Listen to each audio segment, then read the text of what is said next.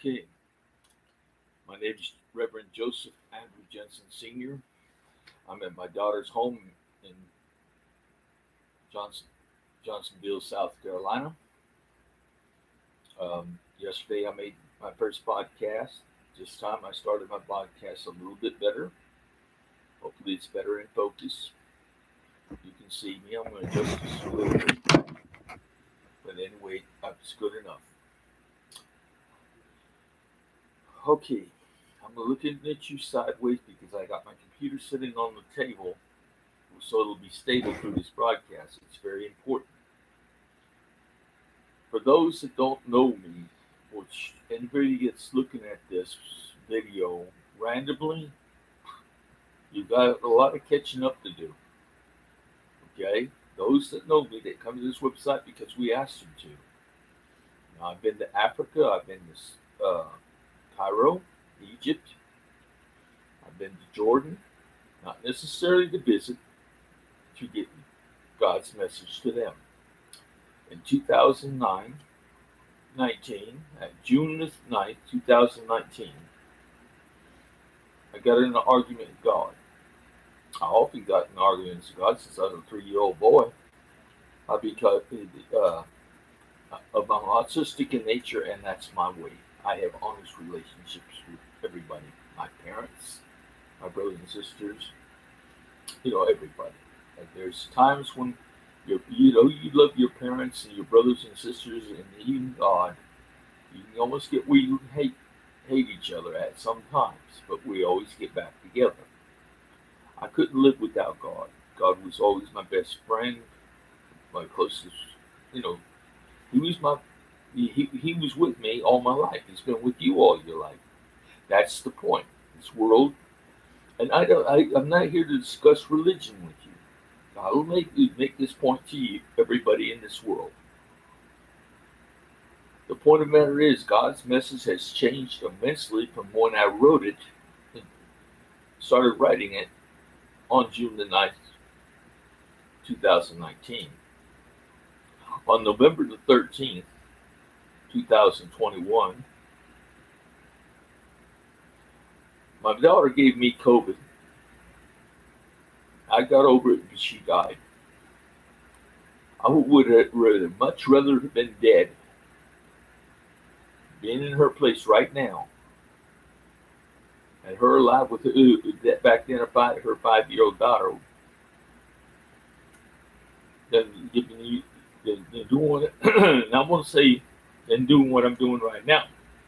But at that time, I would have rather been dead hadn't God given me God's message. God's message is for the whole world. Why is God's message come out now? I wrote it, and I didn't. It was nowhere as close to being what. It's just the very tip of the iceberg that was written about in God's message. Understand? Let's talk about who God is. God is God. It's not. He's like almost. We're all. Human beings and God are almost alike in many ways. The fact of the matter is, if you think of God, God lives in everybody. I don't have to prove that to you. You'll prove yourself. If you're breathing, and you can hear my voice, and you can understand, and you can figure things out. You're not run by electricity, and you're not run by petroleum products or any radiation, anything like that. You got life because of God. And God has a different capability than any other source. It gives you something to think with. A brain. Who's really doing the thinking and pushing the buttons. I was a crane operator for 35 years. I can't pull a lever or push a button or whatever until God pulls the lever and pushes the button.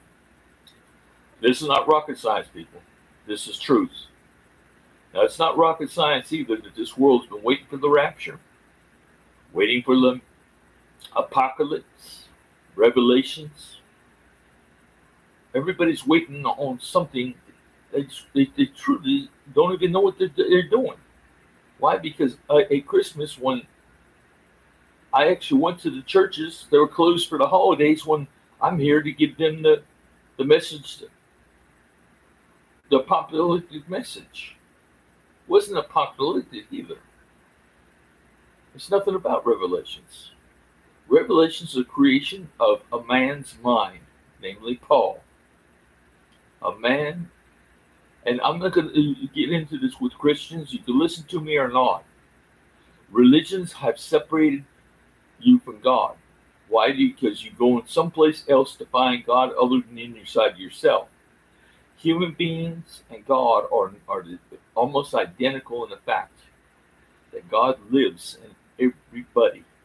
Okay? So, we don't really know each other. Okay? Do you know your neighbors? Not until you meet them.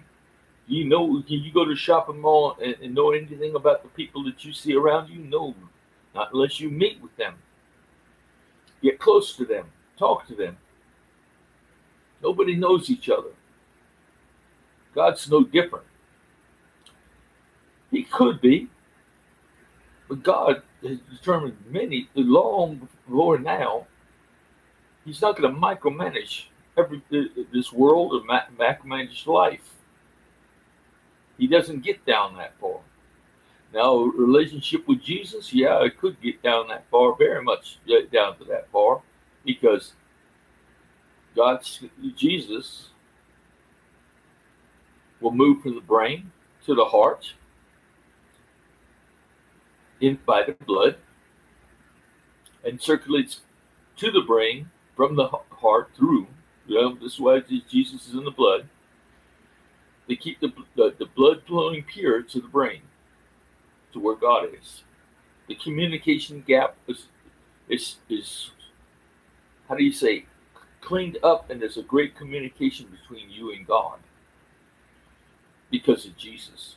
He keeps the blood clean for you, even though you're still a sinner.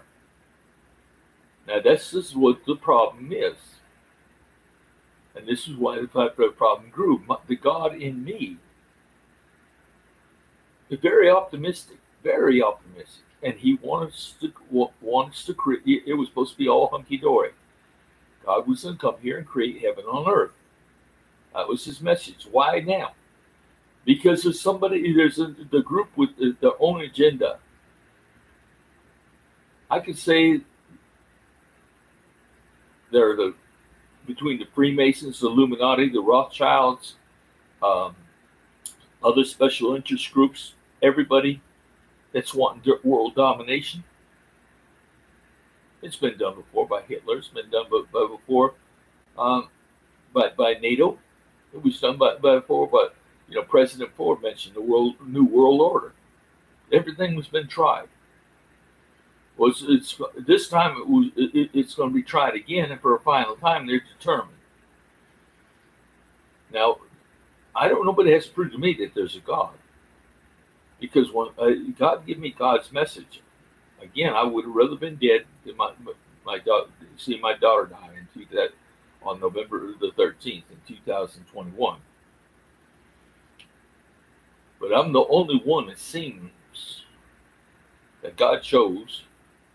It makes me really feel kind of really sad that the fact that they had to resort to using me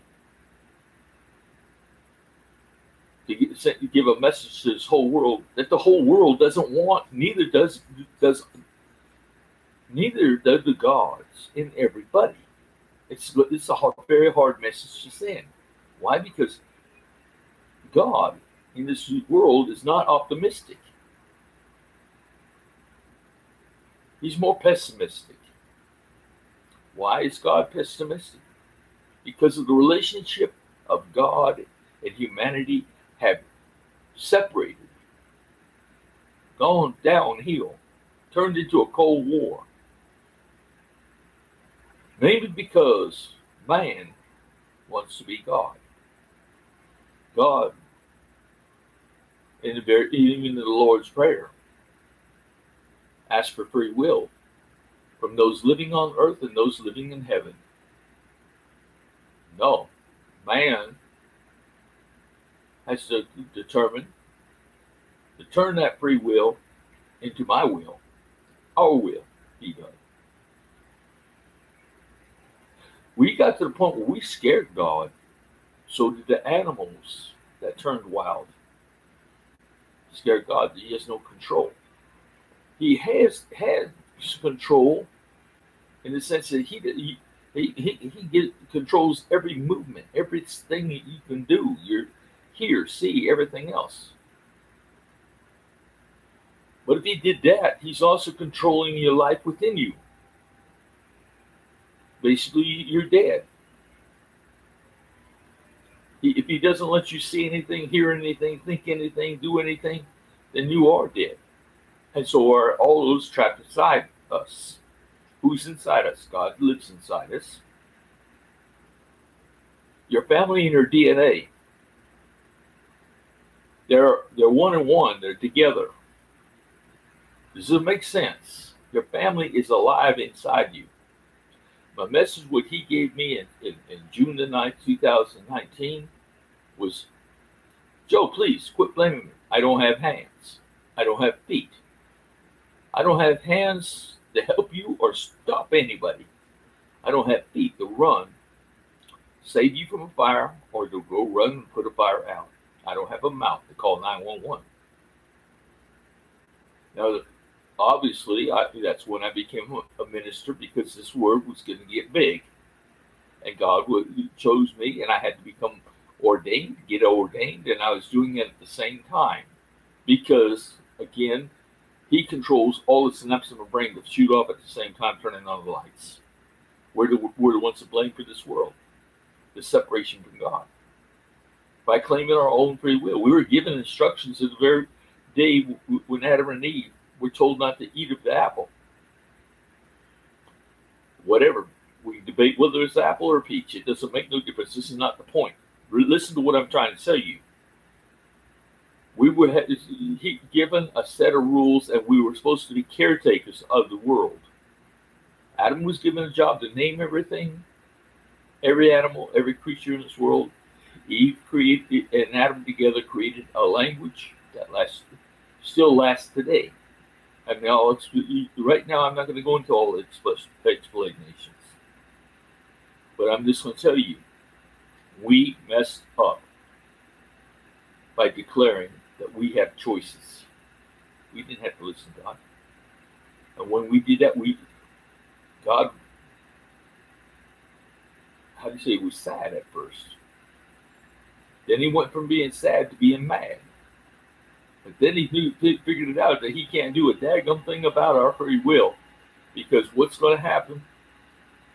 We're holding him hostage. We're holding our family hostage and our unborn hostage. The fact of the matter is, what religion you are doesn't matter. Right now, I'm in Muslim attire. And I've been talking to Muslims for the last 3 months. Or at least the last 2 of the 3 months. It's just letting you know, the Muslims are, I'm finding out that they were almost expecting this. They knew something was up. Though it's not written as accurately as it is in the Bible or the Torah.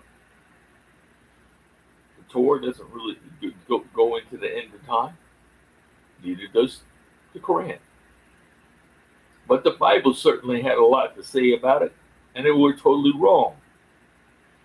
Why? Because my God, at the end of the writings, in Matthew and Mark, there was changes made to Matthew's writings after Matthew died, and there's even a thing in Ezekiel written from the Old Testament about the end of time. It's going to be catastrophic. And they wanted to keep that theme from Ezekiel's vision. Anyway, getting off of I'm autistic and I get off the track, but today we're staying on point. The point is that God came back now because somebody else has another agenda. What the evidence was, as soon as I got on the plane, the first place I went was to see Joel Osteen in Houston, Texas, on the biggest church in the United States. It actually wasn't the first church I went to. I went to one that is actually just comparatively big, just about the same size. It used to be, because it had an audience and a stage place inside. I didn't actually see the inside, but I saw the building, and they had a record. At one time, had a record televising their broadcast with the Baptist Church, New Spring Baptist Church in South Greenville, South Carolina. I went there first, and they had a record turnout one time of 33,000 people audience. Joel Osteen has assembly is about 15,000, but they have like 3 services every morning, close to 50,000 in attendance on a regular basis on Sundays. They're packed. They're packed all the time. People go there. I don't know if Joel Osteen lost any, but he gains as much as he loses apparently. But to me, I mean, God wanted to see him. I wanted to see him, and I love the adventure, and God loves the adventure. That's what we're all about. We're God's creations. Remember, I just said we had a choice to become the hands and feet and mouth of God. That's what I became when I got ordained. I became God's hands, his feet, and his mouth. Now, when I say mouth, I've been speaking in tongues since I was 50 years old. I'm 72 now. For so over 20 years, I'm speaking in tongues. But God let me know a couple of years ago that was never me talking my words. That was God. And then it really turned on the light because it was obvious to me. I've seen it when people speak in tongues in church. Sometimes it gets so quiet you can't hear a pin drop. Sometimes it gets so quiet that not an animal outside will bark, not a dog outside. Nothing. Everything goes quiet. And sometimes you can almost see a fog come down inside the church. And everybody's heads can't even raise up. And nobody can say a word. The babies can't cry. I've almost seen this happen almost on every occasion in some way. There is a difference when somebody speaks in tongue in church. Yet we had not understood what that was. The whole thing about Paul was Paul never spoke in tongues, and he never was he was an apostle of God. He was born 5 years after the death of Christ. But he was a deceiver. And I'm going to get into that religion. You figured out what I'm going to say, but the fact of the matter is we have run out of time because there's other people that have an agenda. This message has not got to convince you of past mistakes of the religions. It doesn't have to convince you nothing. It's going to tell you that right now you're in a race to end this world or gain this world. You got a choice. There's only 2 choices here. It's not damn if you do and damn if you don't. You're damned if you don't. But in this case, you're going to gain everything if you do. You're going to gain the world. And listen to me, I'm going to tell you exactly how. This involves your money. It involves everything that you have. And I'm not here for donations. I'm here to give you God's coin. When you go to the bank and open up the bank account, dollar for dollar, whichever you donate, and any currency of the world, whatever you donate, it's going to be matched by a God's coin evenly per unit, which our unit's $1. If I was in Burundi, let's just stay with the dollar right now. If it's $1, you'll go for dollar that you're not really donating. You're getting out of the world's economy. Not to be threatened by it. If something happens and the economy collapses, God's coin is still going to be worth more than it was before it happened. In other words, when the Great Depression was going to happen in the United States again, you're not going to lose a dime, you're going to gain. Because what you're going to find out that because you got your money out of the banks and out of the government's control, out of the world's control, out of everybody's control, and it's safe in God's control. The banking has to do with get your thing. I don't want your titles to your houses. I don't want your titles to your cars. I don't want your assets. I only want to get it out of the world's hands, where it's not controlled. So everybody in this world needs to go to the bank when it's called for, even now, even this very second. Go take you and your whole family, even a newborn child, or take your grandparents, take everybody in that household. It's going by household. Even if the person in the household is not related, bring them.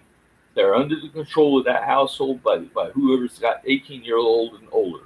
Can do their because somebody physically has to go to the bank to withdraw their funds for them. Well, they have to, and they will. Everybody that's 18 and older, when you go to the bank, go get the God's coin accounts. Use your own money, but open a God's coin account right now. Everybody within my voice, anywhere in this world, go open a God's coin account and earmark these accounts of the whole family. Everybody in the family has to have a separate account. And when you get this, you open these as separate accounts. Earmark it. Tell the bank you're earmarking it for God's coin. Okay? Title that savings account for God's coin. Then start putting money into it. Now the money's going to be directly deposited into my account. Oh, you trust that? I'm not going to touch that account. That's going in there. I don't want anything of yours. I don't want anything.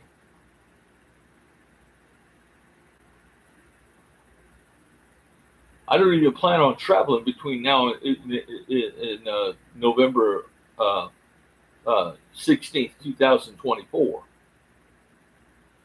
I'm trying not to, because if I do, I'll try to only use my own money for my own Social Security. Okay? Because nothing's going to really happen until the day after the elections in the United States for president. On the day after, on the 16th of November, that announcement comes. That is the deadline. That's when everybody's God's coin finds out what it's worth that's in there. The dollar that's saved in God's coin is going to be worth whatever collectively it's been collected from the whole world.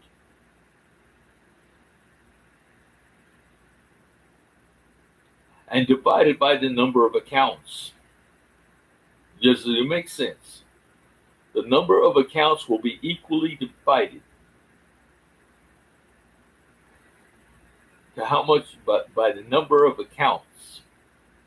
If there's 2 million accounts, all the money collected in the world, it's going to be divided by 2 million. Those people will be, let's put it this way. I'm trying to get this whole world of 9 billion people to open up these God's coins accounts. It doesn't cost them anything. Use your own money, whatever. Open up the account. Now, you will open the account eventually, and if you wait till after this point, you're going to lose. Think, why is God doing this? Because the economy was already supposed to end already. God's running a race here between the destruction of groups like the Freemasons, the Illuminati, the Rothschilds, Um, they got an agenda. That's what blockchain was all about. The algorithms to hide the doings and the information and things. They keep a communication going that's unhackable, that they don't want the world to know. But they've already let the people know already something that when I found out, the first place God sent me after I came back from Africa, well, first he sent me to Africa, the Bujumbura. And Bujumbura is the poorest country in the world, but in a sense, they're the richest country in the world. I spent 8 days without electricity. Why? Because the power plants that they have, a lot of their power is generated. It comes from the generation. They don't use diesel fuel. They use actual clean kerosene in their vehicles, in their trucks, their buses, their cars. Not the cars. The cars use gasoline, but in the diesel trucks and buses that they're put out so many emissions, they don't use this. They use clean up kerosene that you can burn in the household without a chimney. Yeah, you've seen those kind of stoves. So they literally don't have the smog problems that they have in other countries and things. The smoke and inhale that fumes, even the scent is changed. It's not as strong from kerosene. The fact of the matter is that it's become where I was at because of the Lake Tanganyika. Being there, they had an abundance of fresh water. They could bathe 3-4 times a day. If they're a servant in the house, they can bathe 3, 4, 5 times a day and change clothes. Why? Because that's what they do. They wash dishes. They clean the house. They wash the cars. They wash everything. So every chance they love the opportunity to get wet and change clothes and get clean. They do their task first. They wash the dishes. And the reward is that they get to take a bath afterwards. After everything's nice and clean, the house is clean, the car is clean. Their reward is to clean themselves and change clothes. Well, since they're laundering clothes, guess what? They're wearing clean clothes and uniforms all their life. It's just the simple fact that they're getting wet, they do their job washing things, and they get to take and put on clean clothes in between. Because they're cooking for the same people that they're feeding, they're eating the same food. They got it really figured out. Now, when the gasoline and petrol shortage came because their country couldn't afford it, the crude oil that came from the Norwegian ships had a hike along with the rest of the world, had a hike. Burundi couldn't afford that. So basically it stopped the production of the electric. So it was outages. And taxis, cars, trucks, they couldn't get the refined oil for 8 days. I was there during the most important time. For any other tourists and looking for attractions, they would have hated this. They'd be talking a lot different about these countries. But I was there to learn and see. God sent me there for a very good reason. And I found out the smiles were on their faces. They were the happiest people in the world, especially even when the cars went down. Why? Because these people can walk 20 miles in the morning to work, doing their things, together on rough roads that are very hard on the springs, the brakes, the thing. I mean, he's saying that these roads are really hard for an animal to walk on, to be on, or especially a car. They tear a person apart. But not for the Burundians. Now, these people can also have to carry their own water in actual jugs that hold almost 6.5 gallons of water, pure water. It's not drinkable water in the sense. It's the water they use to wash with. It's very clean water. Don't get me wrong. It's not this is they shower with it. They wash their cars with it. They water their lawns with it. They use it to flush their toilets. They have plenty of water for that. You can put it on the stove and you can boil it, and it's drinkable. Because in their country, bottled water is the only thing they can afford. That's basically all you can afford is bottled water. The food is not is there, but it's growing. They grow. If you got a papaya tree like Marcel had in his yard, he got papayas. Now, they love gumbo. That's okra. Gumbo and okra are the same thing in Africa, in John Burr. And they grow 3 different sizes of okra. There's a small, medium, and large. Any way okra is cooked, I love it. Okay? But that's one of the main things. Fish out of Tanganyika. This Lake Tanganyika is almost like an interior freshwater ocean. Kind of like you just step back and you journey to the center of the earth. All of a sudden, you're at a freshwater ocean. Huge. I mean, they can surf on waves on this thing. It's it's just like being at the ocean, but it's not. It's all fresh water. It's soon enough the fish run like schools, like they're in the ocean. There's a fish there. It's bigger than a sardine, a little bit. But the fishermen cast their nets and they bring in thousands of these small fish that are so good tasting. That's another big part of their diet. That fish from Lake Tanganyika is a very, very good eating fish. Sure, you got to put up with the bones, but what the heck? You're getting a good meal out of it. The fish is not big enough to be filleted, and it's not, since it's a little bigger than the sardine, they're not edible. So you got to pick the meat off the bones. And the Burundis know how to do that very well. The things that the people in Burundi know how to do very well is to walk, carry huge loads. A woman can carry that 6.5 gallon container on her head and hold it with 2 hands, or even 1 hand, going down the street. Their backs carry loads of huge weight.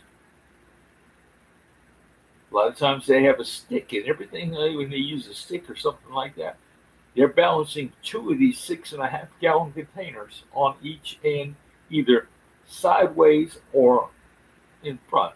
One in back and in front. One container in back, one, but it's always balanced. They can balance it on their shoulders. They can balance it on their heads. It's crazy to see somebody carrying that much weight. I would imagine it's close to 80 pounds. 40 in the front, 40 in the back. Women do it. Even children do it. It's amazing. And they always do it with a big smile on their face. They would rather walk and be together talking and enjoying their trip going to town 20 miles. 20 miles there and 20 miles back is nothing to them because they love the time. They're together, enjoying, conversing with each other. The good test of every country, when you go to every country, is to see how clean you are. Is look and see how much trash is being developed in the streets. Now, you know, when you got a lot of trash and litter, you got flies. Even when you have a lot of animals, you got flies.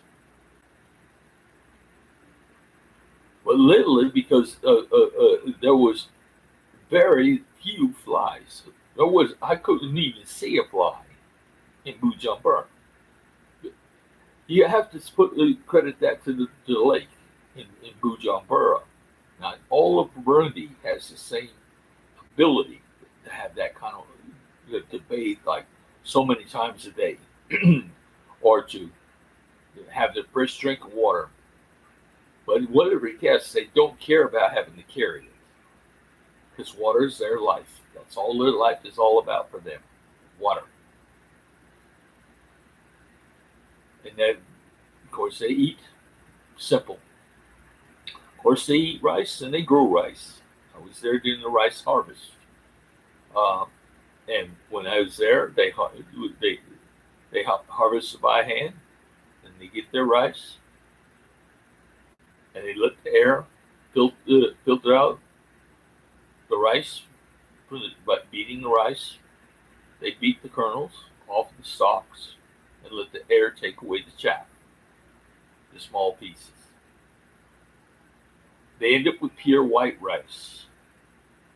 If it's brown rice, it's still got a hole in it. It hasn't been really processed, beaten, or grind that hole off. Brown rice is like unprocessed rice. That outer hole that makes it brown. When it basically has to go through a polishing process, that'll get that hard skin off of it to make it white. It's kind of like corn. You know, when people turn corn into hominy, it takes a bit of doing to do that for corn because there's a hard shell. The yellow piece of corn that you have has to be soaked in a lye type of solution first, a little bit, and then it comes off and leaves pure white hominy grits. For instance, I'm in the southern treat, and it is a treat for those who live here in the South. It's a lifesaver. We eat shrimp and grits in the morning. We love shrimp and eggs. We love shrimp with everything. I mean, not shrimp. Well, we love shrimp too, but we love grits. Same as potatoes everywhere else in the North and the West. But we like our grits. Okay? Now, getting back to the message, I got to get back, stay focused on this thing. We're not here to talk and dream about it and talk about religions. Because this is not about religions, this is about humanity. If you're breathing and you're living, you got God living in you. I've been talking to the Muslims for the last 2 months out of the 3, and predominantly the people that are in Africa, they're Christians.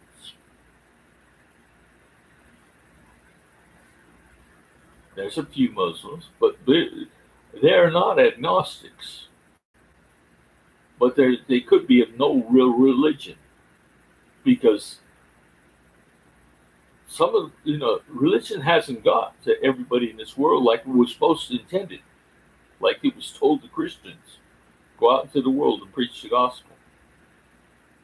No, they got to their neighborhood and that didn't get much further.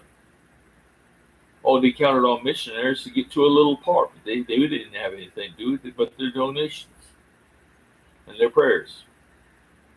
What is that, people? And then how many preachers in this world have claimed everybody's going to hell? They don't have what they have. We are not only hypocritical, we have offended God so badly. There's a war going on that God, even the God inside me that wants to build heaven on earth, cannot seem to get it done. And there's a race going on. It's the reason God came back here and gave me God's message. That's what my message is all about. This is very urgent because there's people here that were already on borrowed time because their agenda. Now, one of the places after I was in Africa I got right back on a plane and I went to Cairo, Egypt. Thought I was going to make a documentary. Didn't really know what I was going to be up to against, but I ended up addressing Very many Muslims listening to my version, God's story. And they got the Quran and everything. It's putting God's thing up against the Quran and our beliefs. I go there in this attire, Muslim attire. And I'm there going there with the white beard, which is very significant in their culture. It means wise man, old and wise man. It also means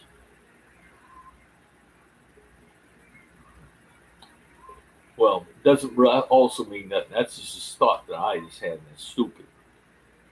This means that I'm old. Maybe I am a little smarter because I'm older. That's a fact. The thing about it is God came to me with a message on borrowed time.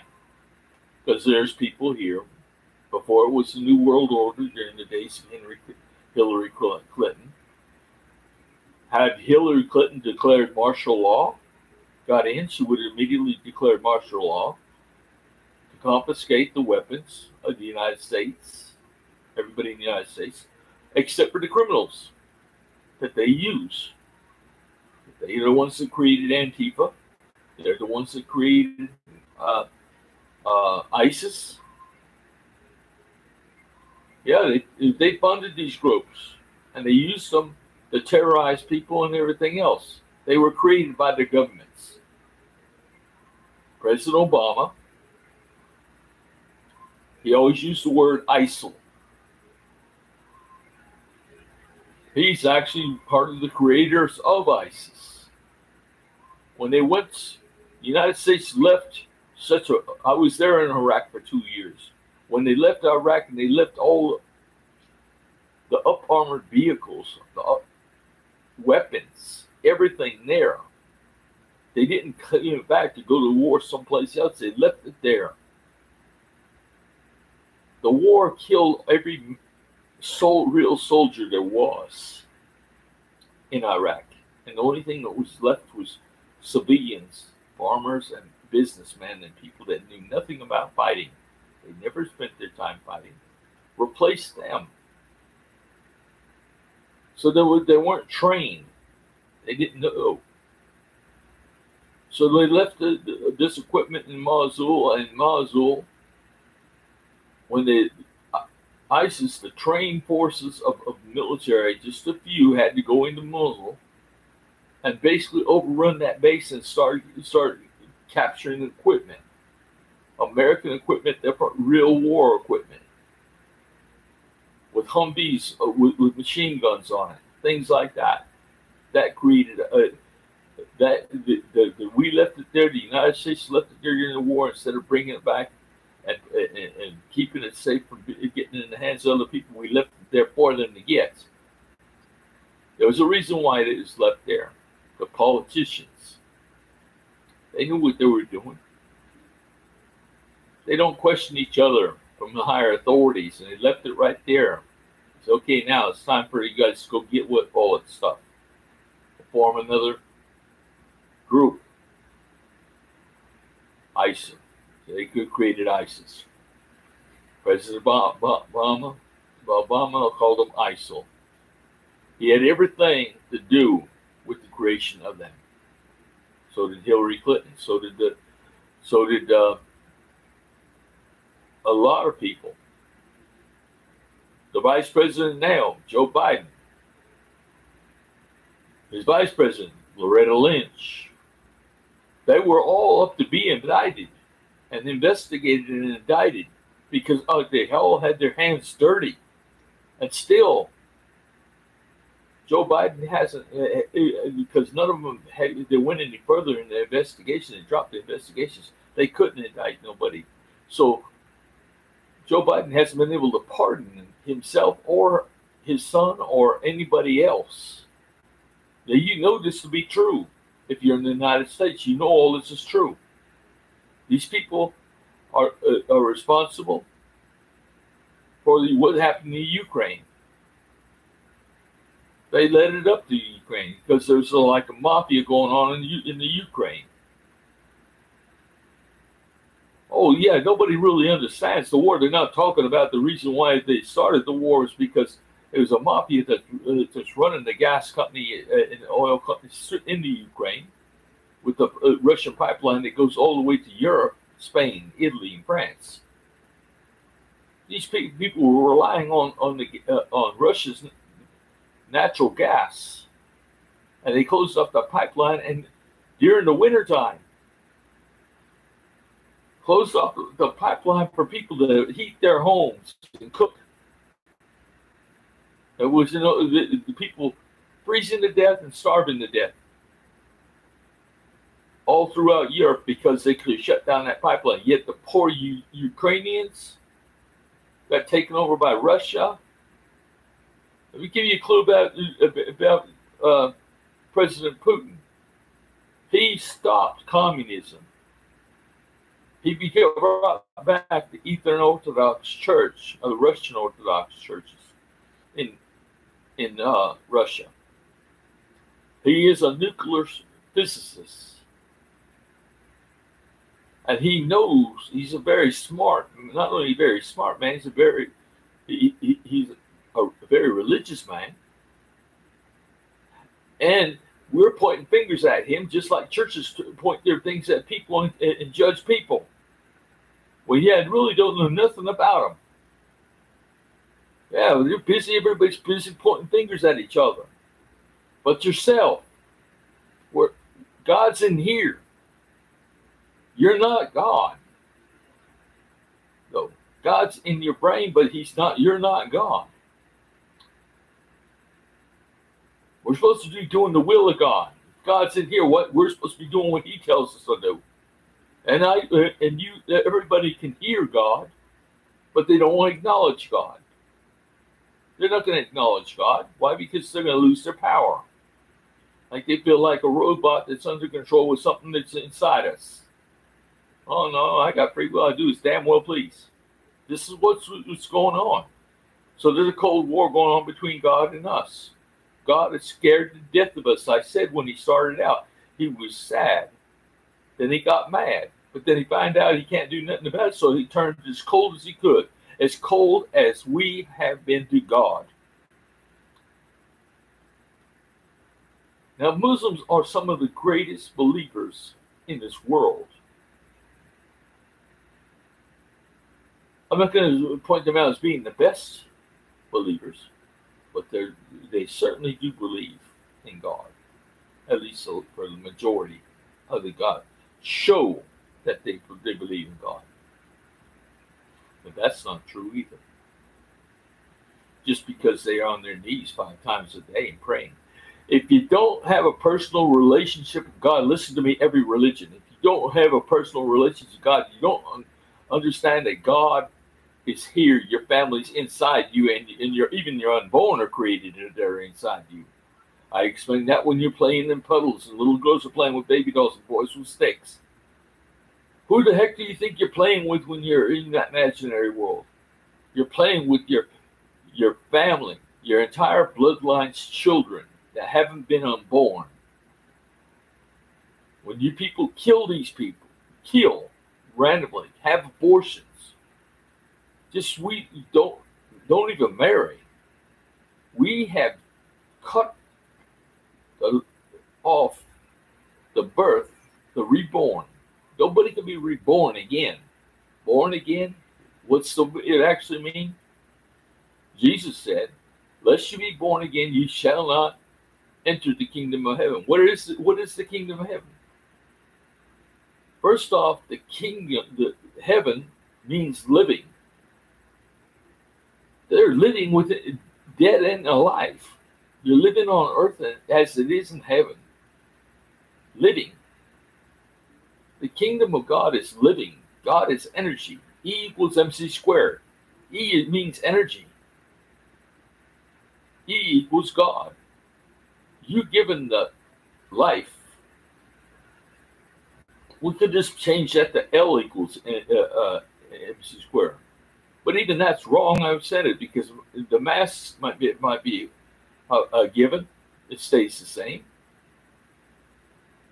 But the speed of light can change. God changed the position of the planets and everything else. I explained that before. They can't. But it's not getting into the physics. I am just getting into the logic. If you're hearing my voice, you've got to get your money safe. Because it was already past the time when they were supposed to have locked down this world and started collapsing the economies of this world. Using blockchain, using the technique of, how do you say, electronics. It was just a way that they can make sure that they can control people with unhackable power to do as they please and control this world's economies, to make everybody subservient or slaves to their governments, to the secret societies, to the special interest groups of the world that want world domination. They want to be God. Not even God wants to micromanage this world. When he gives you God's coin and you go get God's coin to keep your money safe, you are getting there. You're going to receive more God's coin than you are money. It's going to be equal dollar to dollar in the United States, I said. It's not going to be equal when it gets to Burundi. The unit of measurement for the Burundian franc is 5,000. It takes 5,000 Burundian francs to make $1. So it's going to be 5,000 times more than they do get in America. Because a Burundian franc is going to be worth a God's coin. A God's coin in America is going to be worth, on June the 16th, $50,000. A God's coin. So in other words, anybody after November the 15th, 16th, in the United States will have to pay $50,000 to earn a God's coin, to get a God's coin, just like it was a Bitcoin. But it's not a currency. It's a share. And the person in Burundi will get a Bitcoin, get a God's coin equal to a Burundian franc. So they'll get 5,000 for every dollar. 5,000. So whatever your thing is, you're going to be prepared to get a lot of money real fast. God has one way to solve this whole problem, but he didn't expect to have any problem from the humanity to build heaven on earth, or he didn't expect to have any trouble with the God that lives in everybody. But little did he understand about the Cold War going on between humanity and what's going on. They don't want to see heaven. They want to see us reach our demise so they can start over again without the same problems that they had. Forget about humanity. They're already too corrupt beyond saving.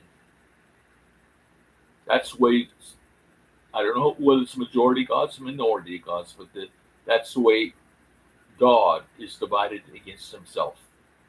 And we're divided too, because we're divided between those that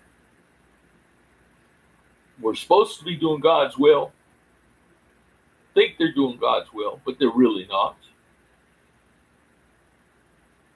You gotta do more than just believe. You're gonna have to do some research on what you believe in.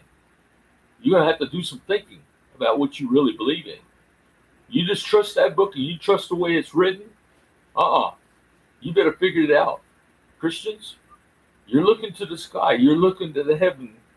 You're looking to every place but yourself for God to come back.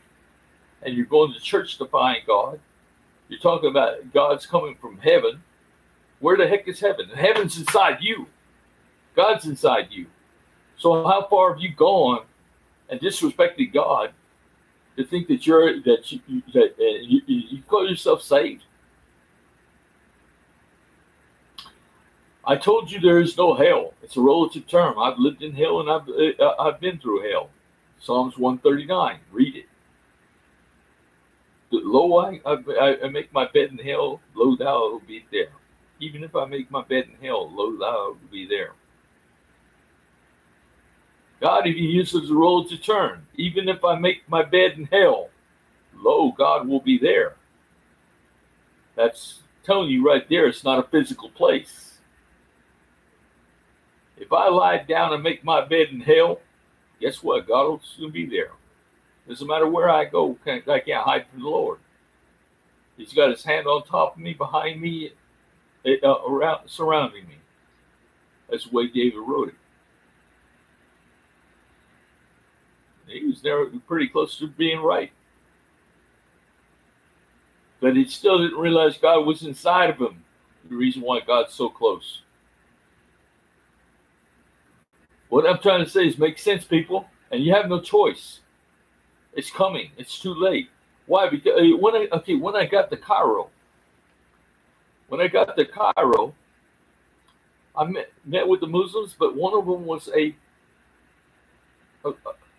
heart surgeon, a cardiologist. I speak with him 2.5. He become a great friend of mine. I don't really know his name. Remember it. 2.5. He wanted to learn what I knew, and he knew the Quran and everything like that. And he's a smart man, and he questioned everything, and he can't understand. He asked questions even like, how can a man live inside the belly of a whale when it's got 4 different stomachs like a cow, and each one of them, the person would be processed. And God was able to explain the whole situation to him. Because I don't think about what I'm talking about. I just answered God just inside me started answering. Why? Because that's what God did. When God came into me and started talking, He hasn't stopped talking. And whenever I let God talk, I only got to tell them what God's telling them, or either myself or let Him talk in tongues. And when they talk in tongues, they are still listening to me. What did He just say? That's what's amazing about it. Everybody in any religion, any capacity right now better understand and listen to what I'm saying. That the choice is not, there is no choice here. 2024 was not supposed to be here yet. It should have already been over. The end of time. When I got to Cairo, the doctor can call the medication, the exact name of the medication that's under FDA approval right now, up for FDA approval, decide whether it's going to be a prescription drug or not. Whether they can mass produce this pill. This pill is so anybody that's depressed or hurting or anything, they can end their life and die in their sleep with that. That's the side effect of the one drug. Just take it and die in your sleep peacefully. The only one side effect. Death. And it's that's what it's intention to do. How many people in this world will take that pill? Everybody would eventually, if the world was to keep on the way it is because they make this world so miserable that you have no choice to take that pill, except for the people that they can actually control and use as puppets to feed their what their desires. But the alternative is God come. Listen to me, people. God's coin is not a coin. It's the means to keep your money safe, your assets safe. Beyond that, it's also to give you the money. God is going to, where's the money coming from? From everybody's bank. Any money that's being in this world that's not being used is up to be divided immediately. It's not going to be held. One split second, it's going to be there, and then it's going to be divided between the accounts, everybody's account. But that's called a God's coin. Each account depends on how many God's coin you have gotten. Right now, everybody that cashes in their money, sure the money's going to my account. Joseph Andrew Jensen, Sr.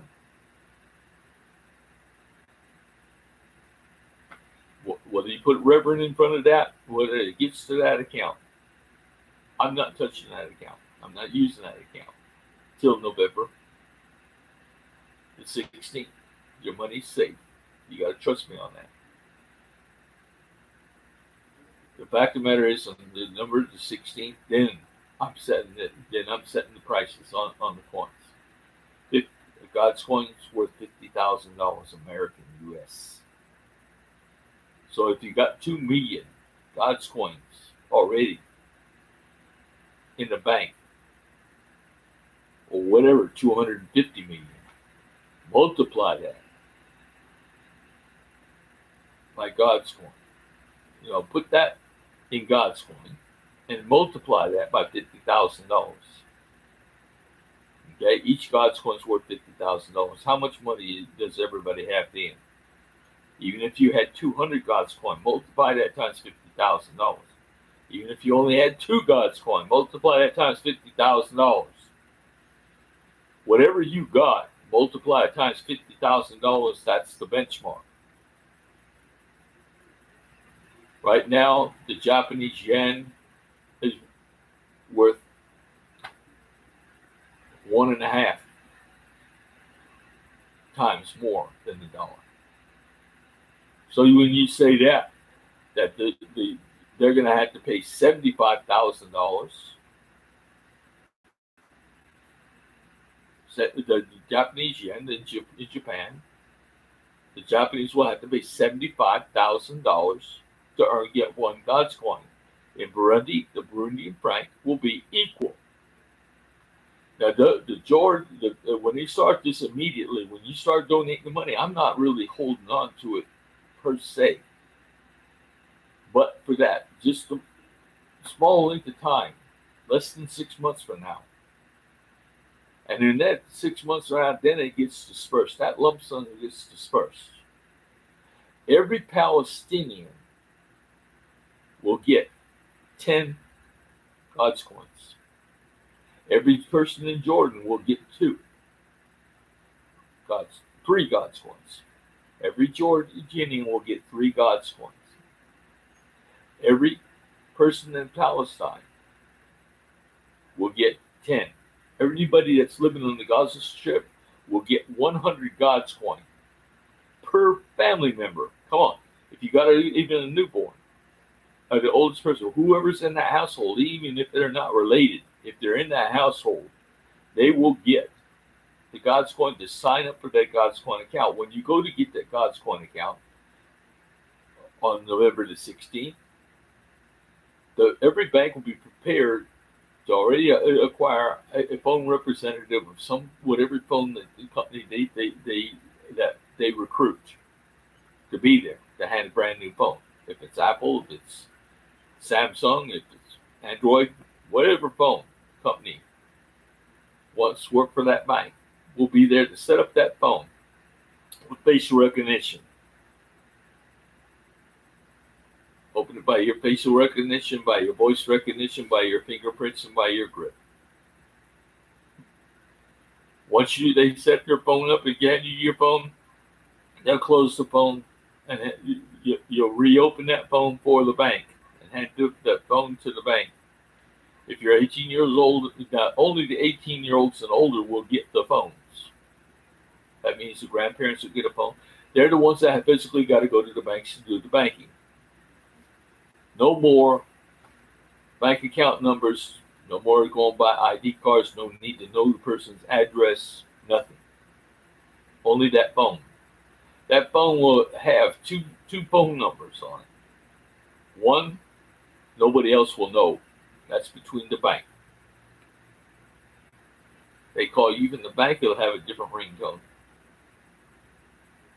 You know, for everyday communication, that's the one for everyday communication. Everybody will know it. But the one with the bank will have a different ringtone, and it'll be for official business, and that's only with the bank. The banks can't even divulge it to the police without a warrant. It's accountable. No more data transfer anywhere in this world. All data is going to be shredded, just forgotten, except for the medical data on anybody. Prisoners will be, everybody, getting released. A second chance in life. Everybody's being released. When they open that, God's going, go get your family, go get your friends, go get them and go. Because each one of them is going to be a millionaire. Over a millionaire. You're going to get so much money like the manna from heaven. But it's only for good for 20 years. The dated God's coin that you get when the God's coin comes, it's going to be for 20. You got 20 years to use it or lose it.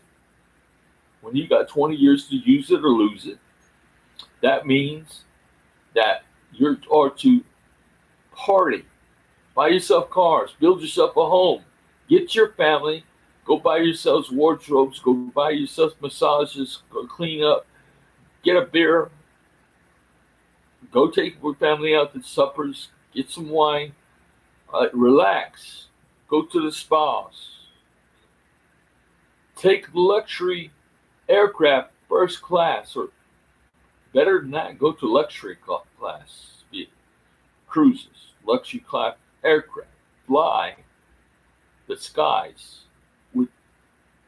with no thought to how much it costs. Just do what you want to do. Don't try to be cramped in anything that's like a sardine can. You know what I'm saying? You don't have to be. You can afford to take your own helicopter and your own private jet if you want, because you're going to have more money than you think. Everybody's going to have the same opportunity, but who's going to be worried about trying to figure out where they're going to work at next or where they're going? Everybody's going to be quitting their jobs and doing that, but they can't quit their jobs, because what the second part of this deal, when you're at the bank, you're issued that phone to do your banking. Somebody in the house will have to come to the bank and do the banking. They have all the accounts on that one phone. So anybody 18 years old can go do the banking, withdraw what they got to have for that that you want, the family needs, right? And that's the banking part of it. At the same time, everybody's registering the vote. First vote that everybody's going to make in every country and everywhere is going to be able to vote from home by that phone. No more third-party recognition. No anything. We got it right there in our hands. We got facial recognition, voice recognition, fingerprint identity, grip identification. That is it. No more paperwork. Nothing with passwords. Nothing with you don't even have to tell the person your birthday.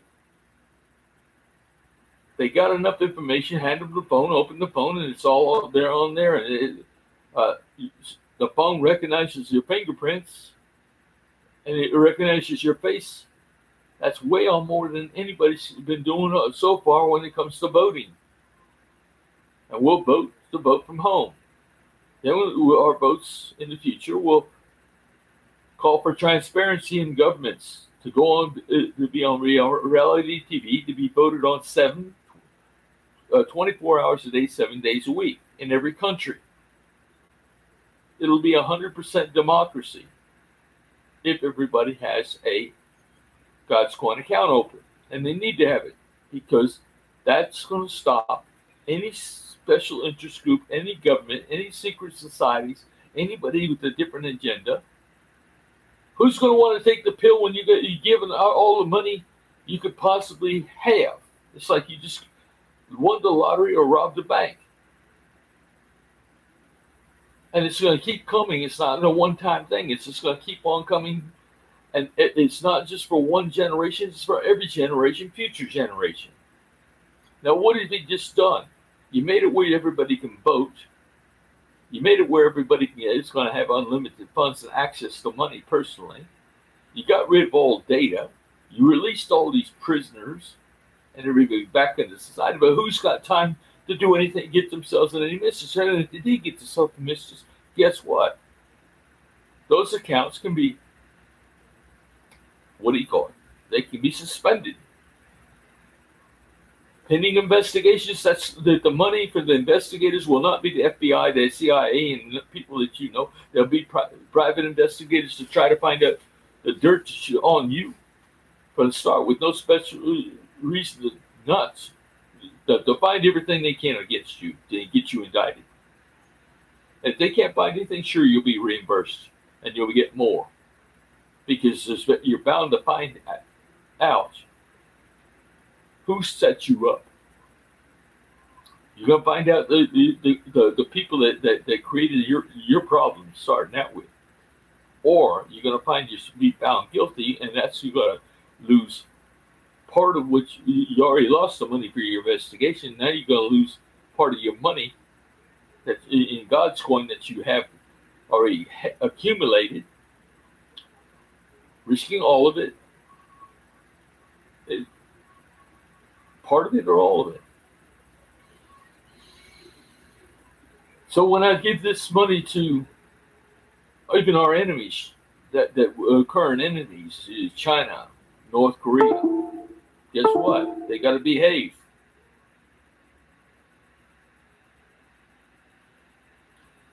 I'm sorry, I had to do that. Something popped up on the computer, but I'm still alive, so you can't turn this off.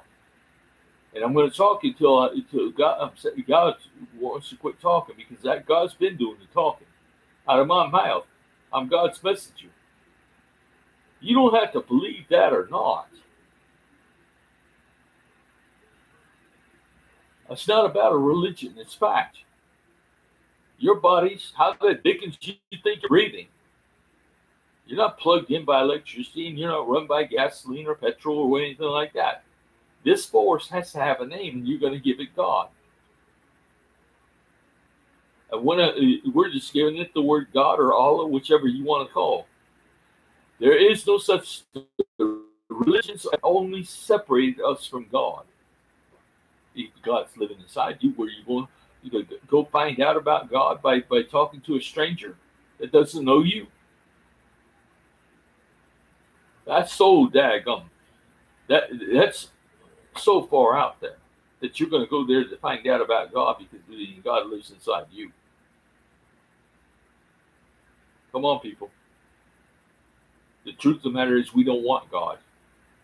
We want the people that don't want God. Not everybody's the same, but they want free will. They want to be your own God. You want to live your own life, and you don't want to be under the control of anybody. That's why God's not popular. God didn't even realize this. It's God me that wants to bring heaven on earth. It has the peaceful solution. This peaceful solution is as peaceful as when God created the languages at the Tower of Babel. It's a solution that changed this world forever. And this is a solution that's going to change this world forever. Everybody knows the story of the Tower of Babel, every religion. And if they don't, they will learn. And this is the next one. I'm telling everybody right now, first off, I don't have the capability right this second to put my checking account number and everything on the website.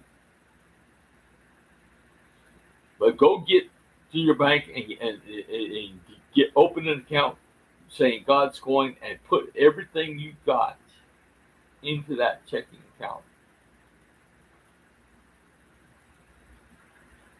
Get your money into that account, earmarked God's coin.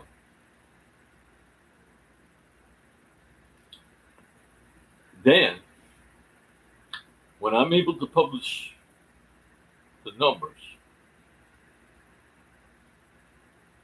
that money will be, I'll put the number for people to send it directly, or banks to already know it, transfer those funds exactly to my account.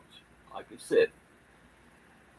I'm giving you the God's coin at the same time, dollar for dollar, unit for unit, Burundian franc. If you're in Mozambique, it's going to be the metal. I keep on putting. Anyway, what I'm saying is every country. If you're in Colombia, it's the peso. If it's in Japan, it's the yen. If it's in China, it's the renminbi. Everybody in their own currency unit of smallest unit, the dollar. We're not getting in cents here, but in dollars. The yen, the peso, whatever your currency is, it's going to be matched per unit by a God's coin. So though a God's coin is not going to have a value yet, it still's got value because you just turned in all your assets. So if I was able to just say gold, gold,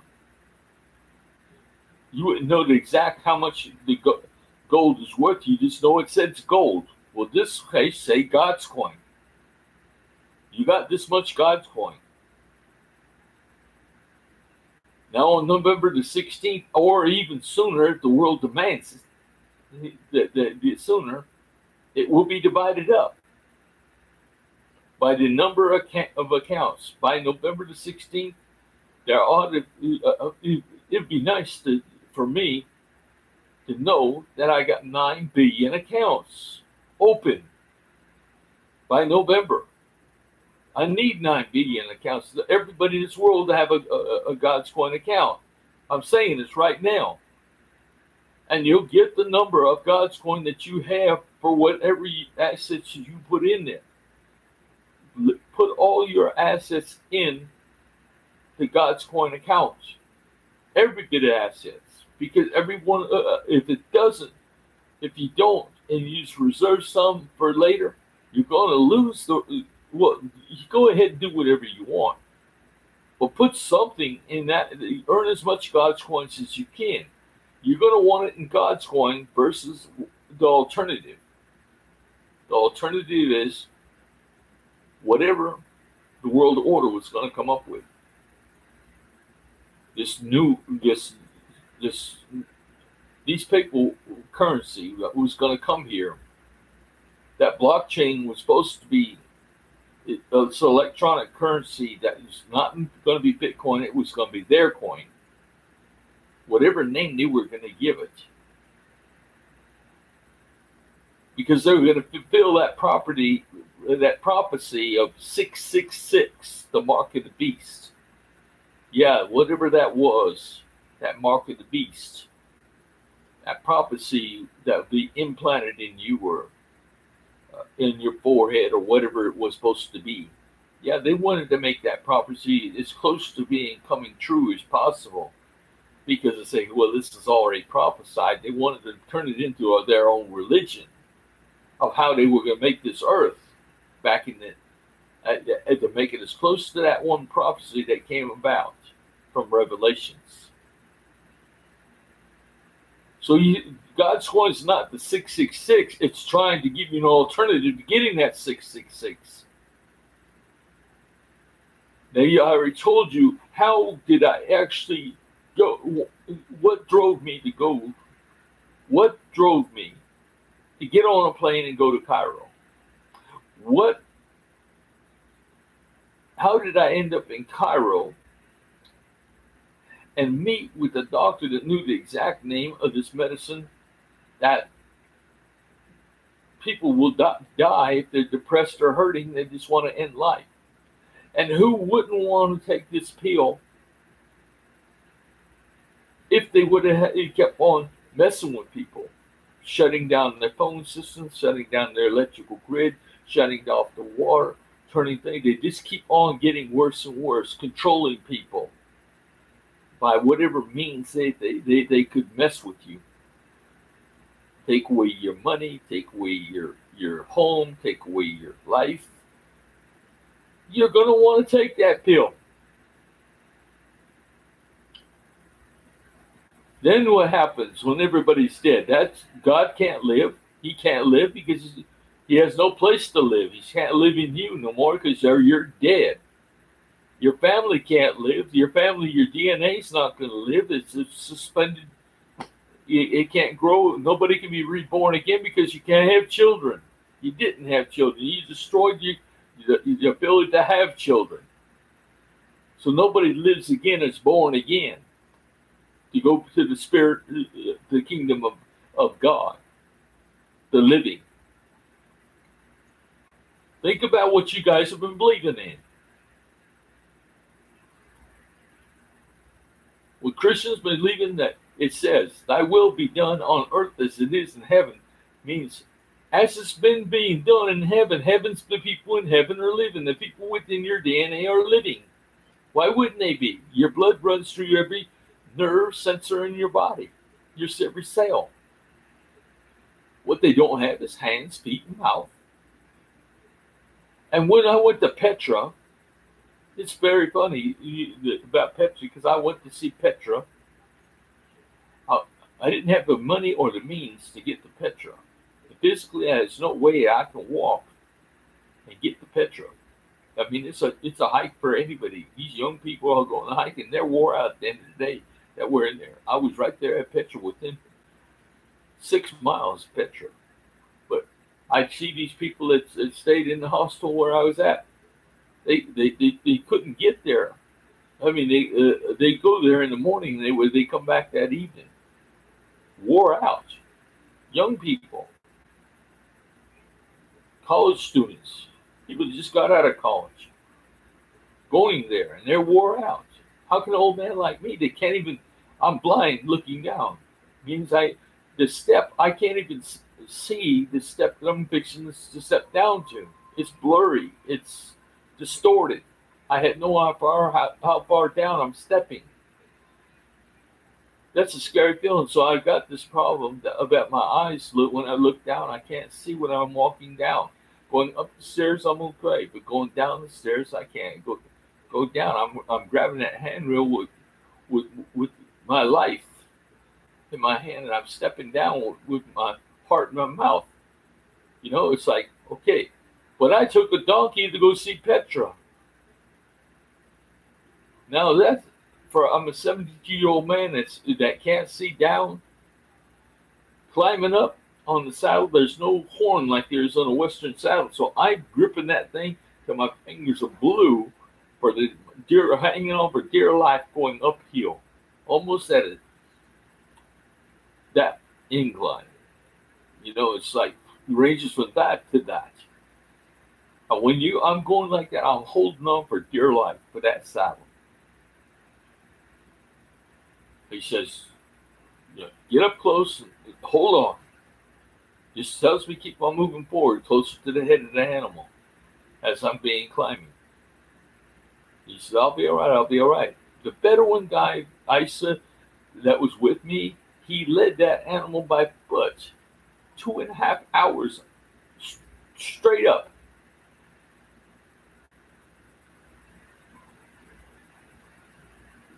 Over an hour and a half. But I was up there for 2.5 hours. We did some visiting when we were up there. We went to see the souvenir shops and talk to the people up there.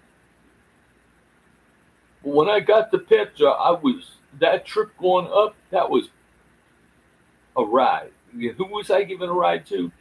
I given a ride to God was inside me, my family inside me. And I was praying in tongues. And there was Allah was having his words. I know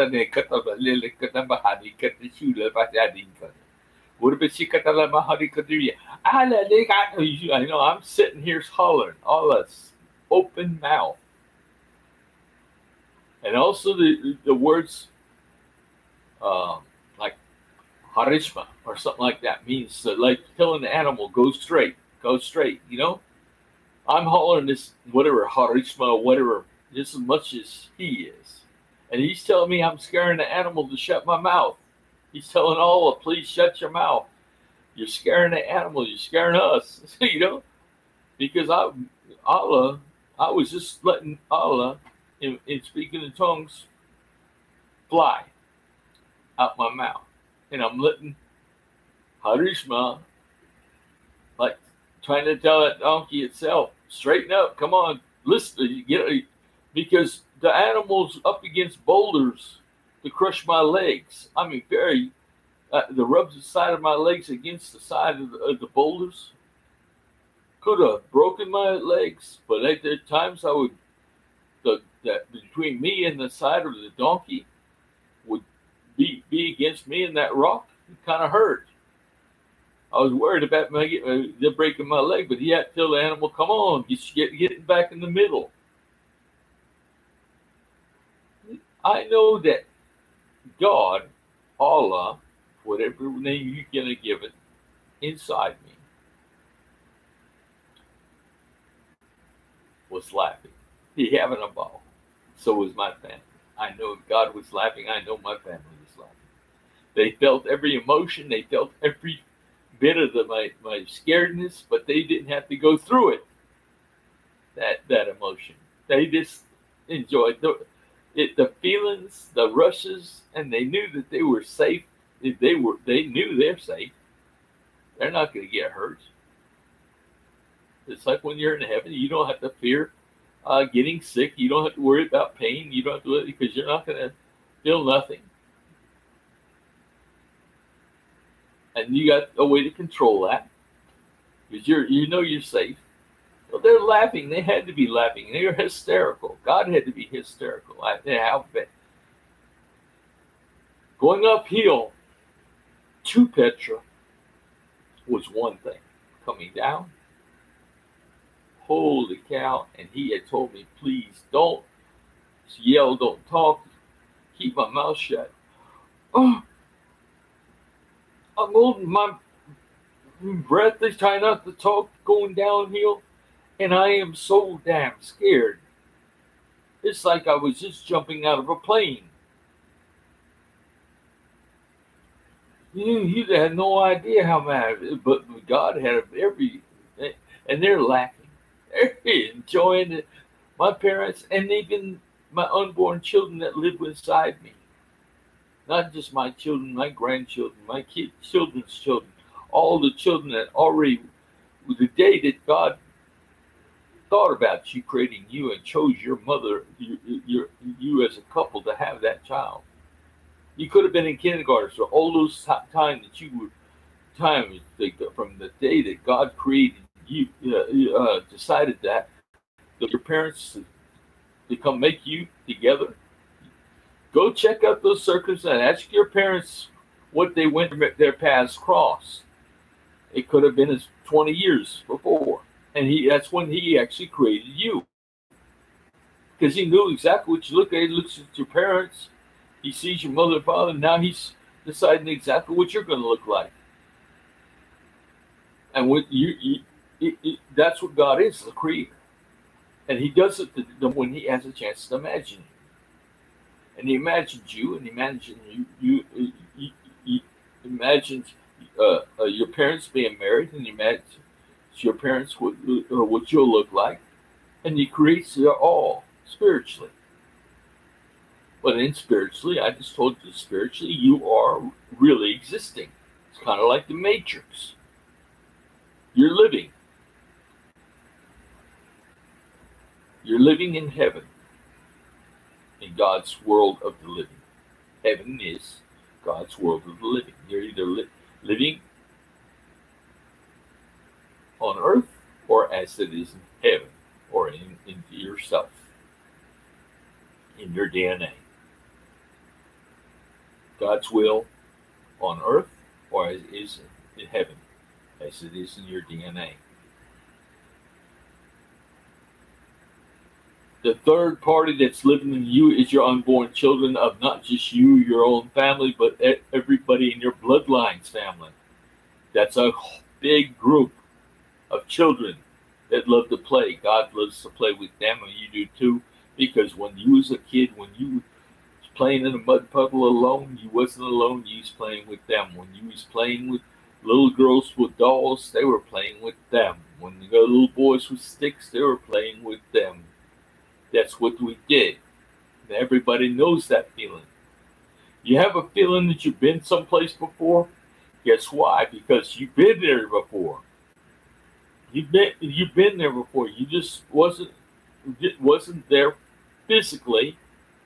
You was there in spiritually. Spiritually still means you was living. You've been there before.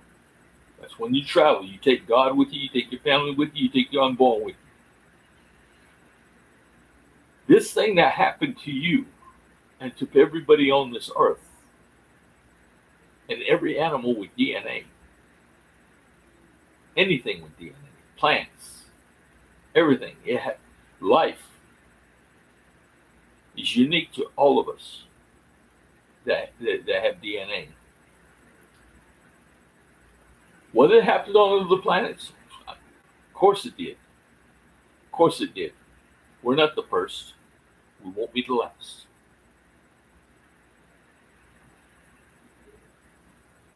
But we can't blow them out the sky if they come here.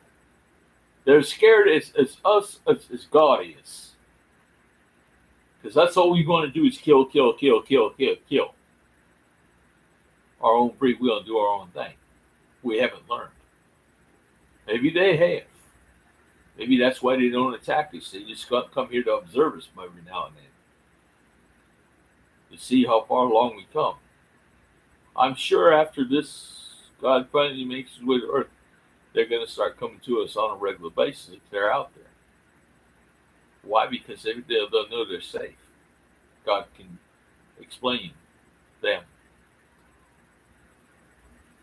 This is what the world has to look forward to rather than taking a pill to die in your sleep that you're going to want to take.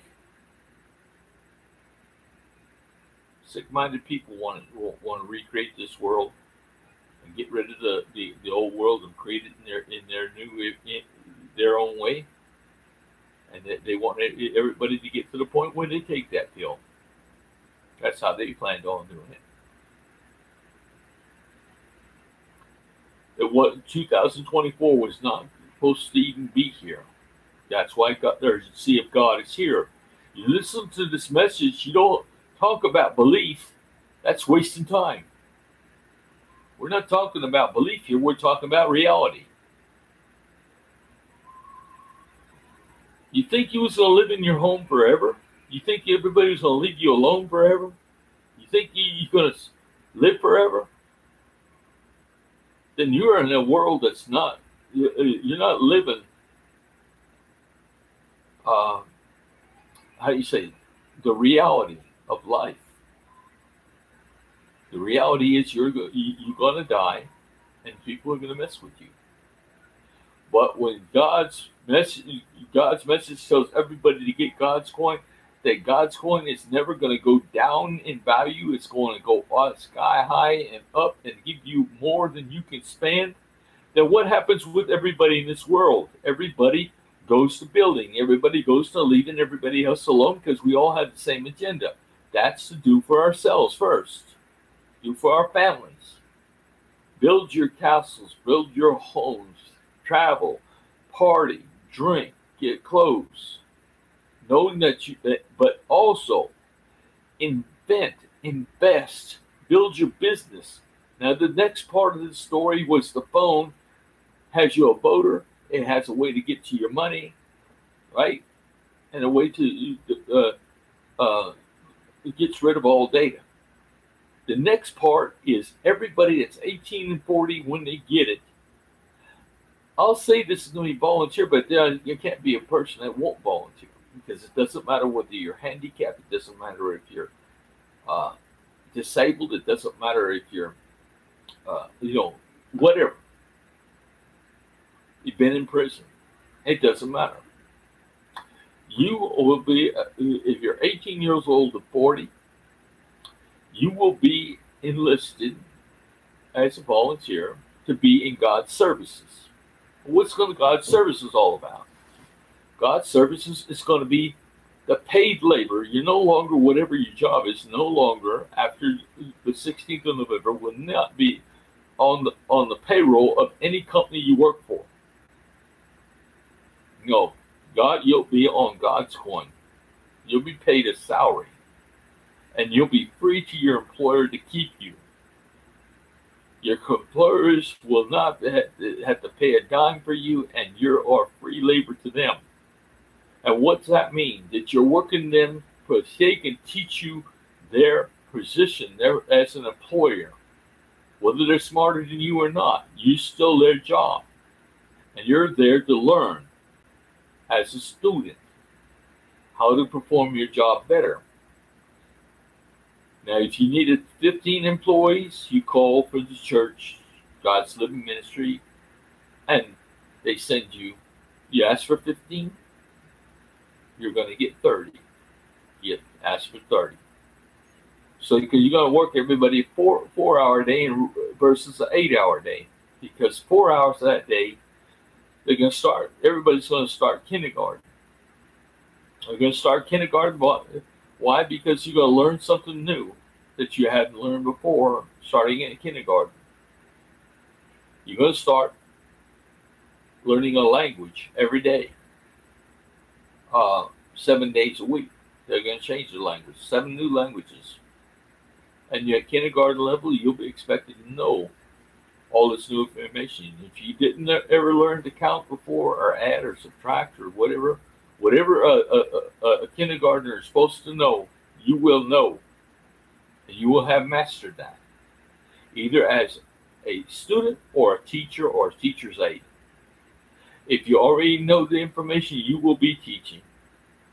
If you're not sure about the information, you will be learning and teaching. And you'll be able to be a tutor, but you will be attending. You can't get out of class because you know it. Because if you know it, you'll be teaching. You're going to spend that hour in kindergarten every day. You're also going to be going to some type of gymnastics facility.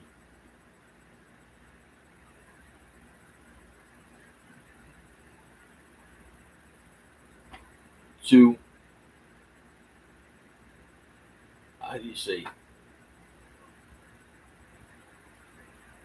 I don't know, you go there to stay healthy. You're paid to go a little bit free.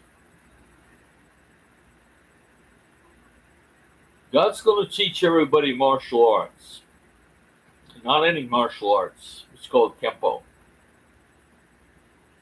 The Kempo is a martial arts that's based on never killing nobody. You don't kill somebody, but to dislocate the joints and stop the fight before it starts. Kempo has a philosophy that there's going to be a first strike. Either you're going to make it or I'm going to make it. You're going to make it or I'm going to make it. But it's going to be a first strike, but no second strike. So when they throw the arm out, you break in the wrist, you break the elbow, you just the shoulder, you dislocate the shoulder. Hopefully you just dislocate the wrist, you dislocate the elbow, and dislocate the shoulder rather than breaking it. But even if you break it, you're stopping that opponent from the second strike. There's no second strikes. So there's no fighting in Kempo. If man pulls a gun on you, we know that you whether you mean business or not, the fact of the matter is you can get shot, so you might as well go into the person. You go towards the problem. You take the gun away from them, take the knife away from them, take the weapon away from them, and you're at them. You watch Steven Seagal, watch IP Man, they're always moving in, never moving away to be kicked or something like that. They know this next move. And they know the next move has to be a disabling move to stop the fight. No second strike. This is the martial arts that everybody will learn. Before they get into that learning Kempo, they will be taking Judo. And once they master Judo, they'll be learning Jiu-Jitsu. When they learn those two techniques, Judo, Jiu-Jitsu, then they get into Kempo. You can be doing all three at once. But that's what the physical form that everybody needs to. If you start training in martial arts with Kempo, they don't have to wait on learning Kempo. They can start learning Kempo right away, but you got to keep on adding Judo and Jiu-Jitsu and all three at the same time. But that's why you're going to go for an hour to the thing to learn the martial arts. Once a month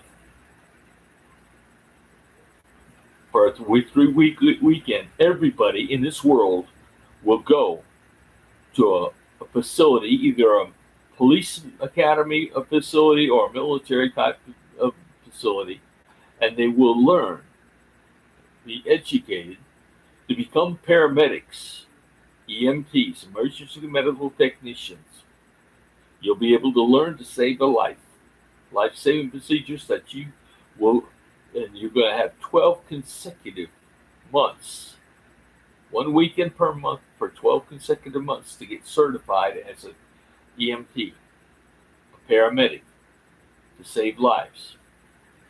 Once you're certified, you will be on call 24 hours a day, 7 days a week, if you're the closest person, to whatever you're called, your neighborhood, is saving somebody's life. When they call you, they know you are you. They know you're on call. You're only a phone call away. They know that you can get to there first. You got to go here for us, and you'll get to the ambulance will come pick you up, or you'll go to the ambulance, but you will get there first to save that person's life. That's what the first thing you'll be trained for is emergency medical technician, or the same as a paramedic in the United States. And that's the next thing everybody there in that facility is going to learn how to do is shoot. Shoot the newest AR-15s or AK-47s, whatever type of weapons the military uses. You will be shooting, and the choice of sidearms. And you be learning to shoot for the hands and feet, not the head and chest, and not the arms and legs, for the hands and feet. If you already know how to hunt in that, you will still be going there to relearn to shoot for the hands and feet, and not deadly force. And you already know that at the same time you're learning to save lives. But they are going to be retraining to shoot only for the hands and feet. We're not out to stop God and end life for your families, God's, anybody, but we're going to be in control. We got control of you by God's coin. We got control of you by force if necessary. Just like the Switzerland and the Swiss, everybody's in the military. Men, women, everybody, even handicapped. Anybody can do anything. There's no limit. You can't restrict them, because all of a sudden that gives them no reason to learn.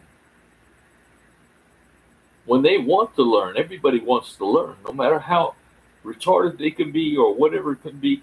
They are still have a life and want to be challenged. And they want something to do in life that makes it meaningful. So between the ages of 18 and 40, once you're certified after a year, then everybody in every country will be given a gun safe, a bolt, put in the home, with weapons, with everything that's issued to a policeman. All the armor, body armor, for actual war, which means steel plates and heavy plates and vests and things, and helmet. And it also means light Kevlar body armor. You know, Kevlar vests that the police would wear that are light. You can wear it underneath clothing, they're almost undetectable. But a bullet won't penetrate, and a knife has trouble going through it. Okay? The point of the matter is that everybody's going to have the best. You're going to have the flashlight. Number one, you're going to have the phone. The phone is the number one thing that why police forces are powerful as they are, because they stay in communication with each other.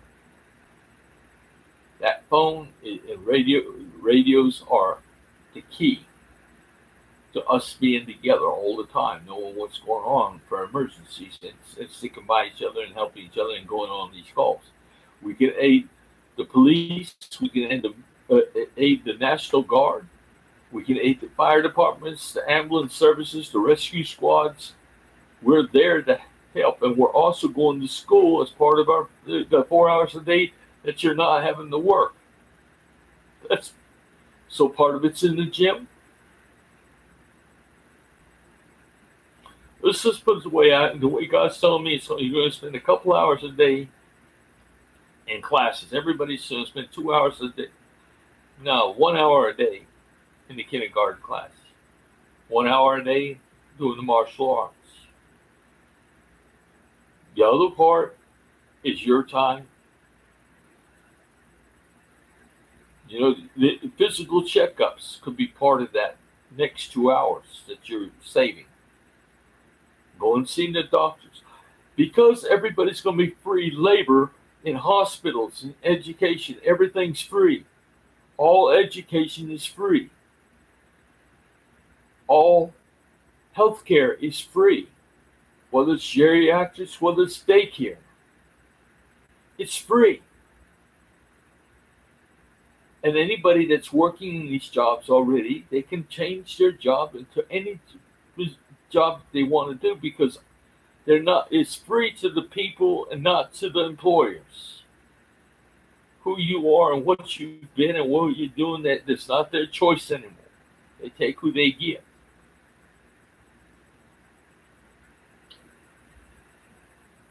And we're smart enough to know that we're not going to take one person out of one field and put them in something that they don't want to do the job. We'll ask people inside the recruits, the people that are doing this, where do you want to go and what do you want to do? And we'll look for that position, your ideal job.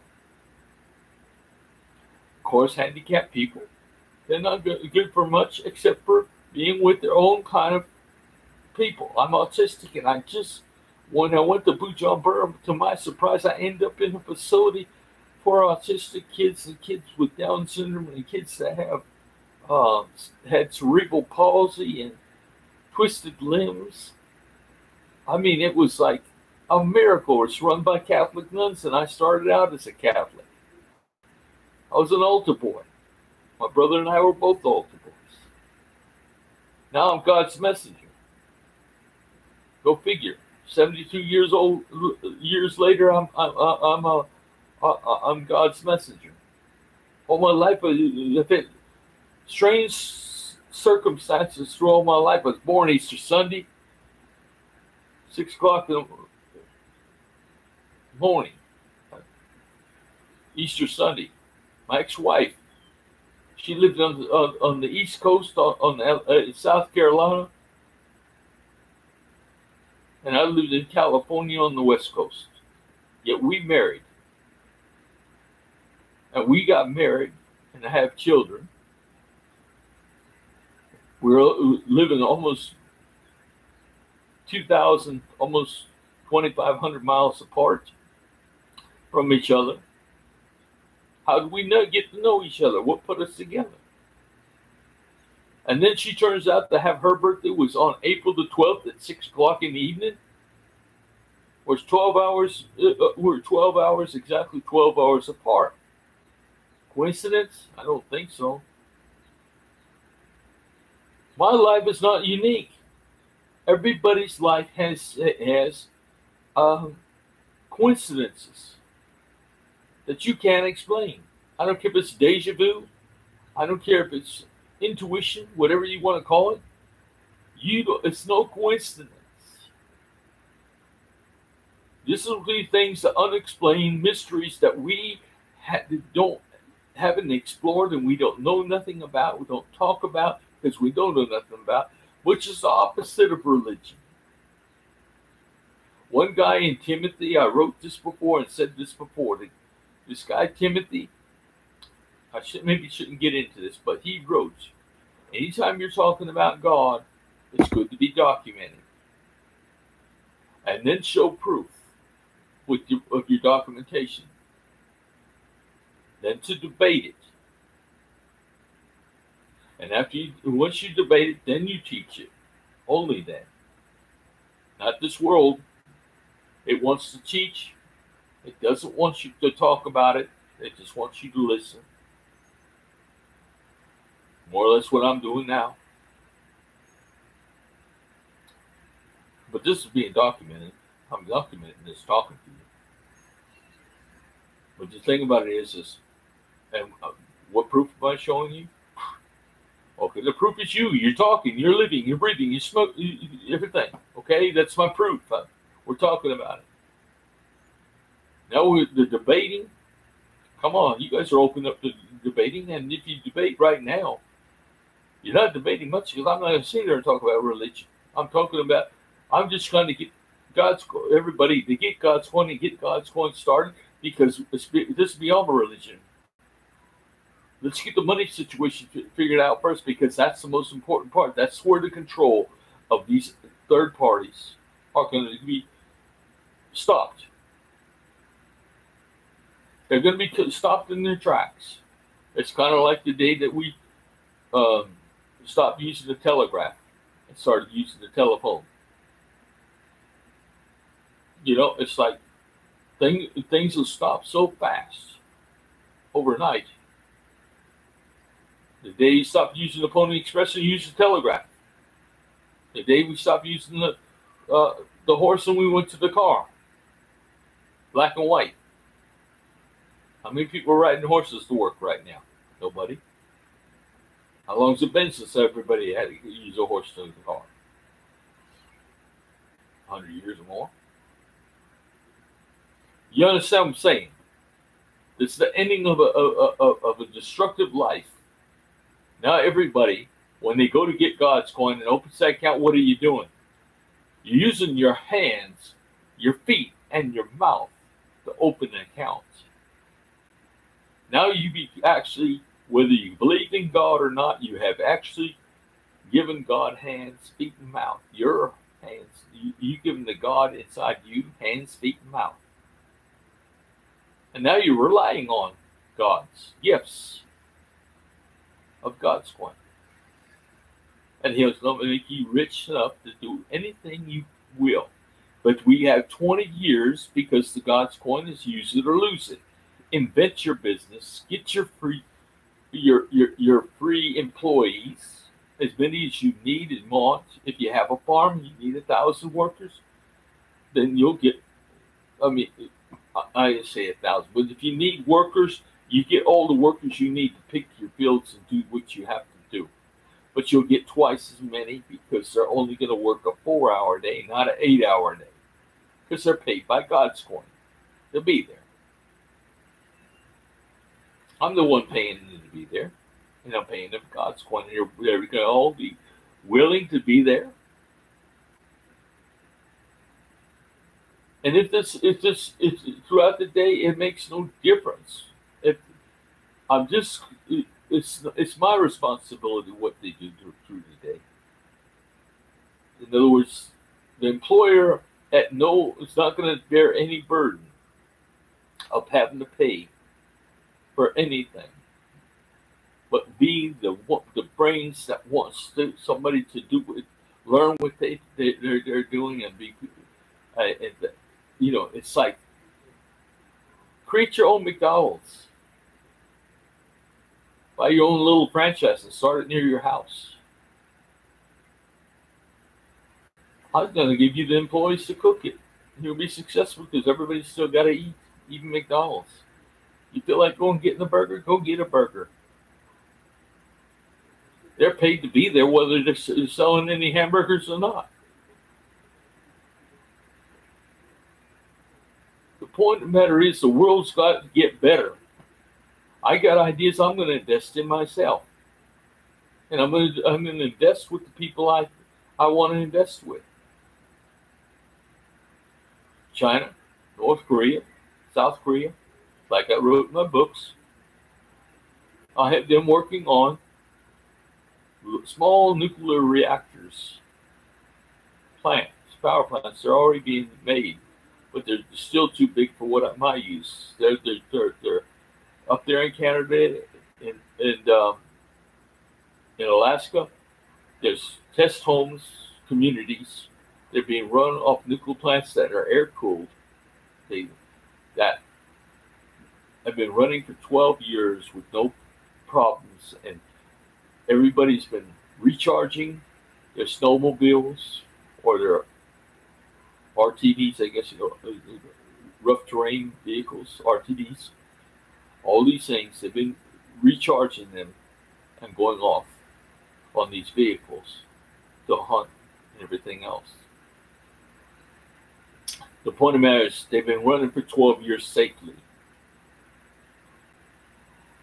We have to start using the spent fuel of this world, just like they use. They put these small isotopes, I guess you would call them, pieces of ionized material that used to be spent fuel pellets, divided in such a way and put inside some type of resin that they'll duke it out in a reactor safely, created with ceramics, steel, and lead that nothing could break, impenetrable.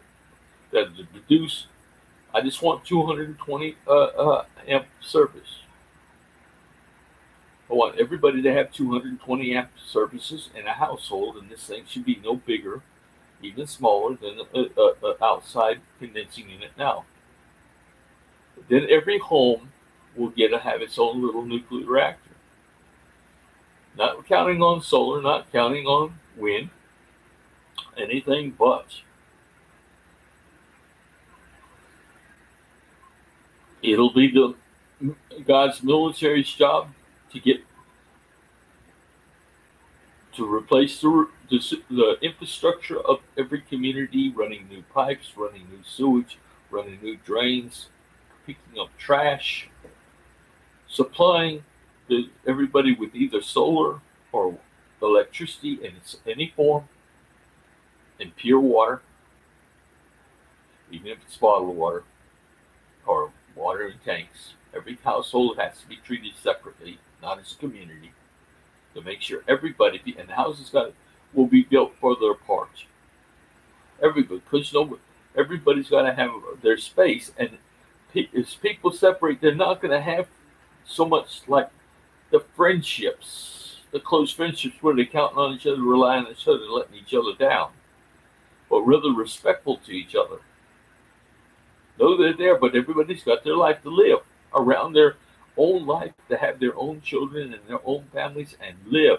And when everybody greets each other, they talk to each other, they pretty much know what everybody's doing. They're busy. Just use the word busy. Oh yeah, we've been busy. Then you share your thing, because everybody's going to be doing what they want to do anyway. Well, it's just not going to want to do somebody else's job and be what they're doing. If they did, they got the choice to do that. Well, I love that. I would like to work what you're doing. That's fine. This world's going to change.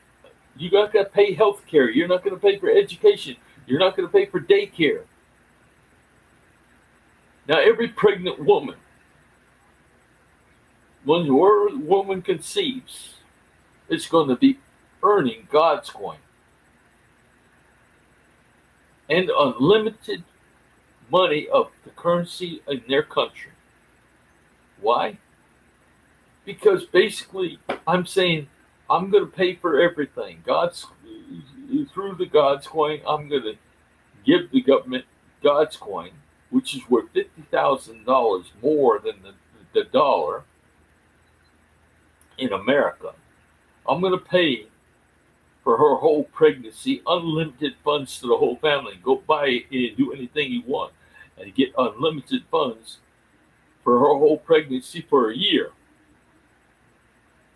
What woman's not going to have children then?